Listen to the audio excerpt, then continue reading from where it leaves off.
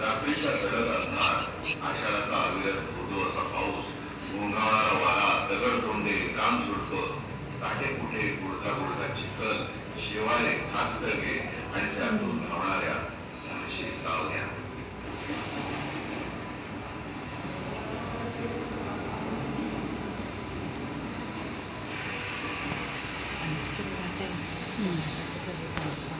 दुर्दैवानं Sydney जोहरच्या काही हेरांनी त्याला बघितलंच आणि त्याने जोहरकडे खबर पोहोचवली.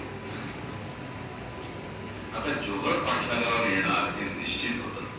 मन चकवा देण्यासाठी दुसऱ्या पालखीत महाराजांसारखीच वेशभूषा केलेले शिवा काशीत बसले.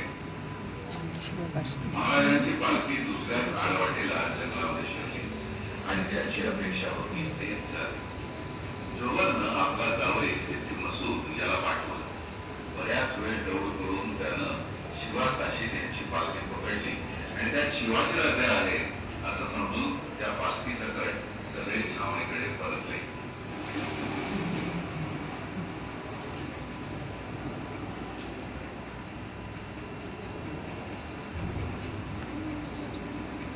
पण सिद्धी मसूदनं पकडलेली व्यक्ती शिवाजीराजे नाही हे लक्षात येताच छावणीत हलकल्लोळ उडाला. चिडलेल्या जोहरनं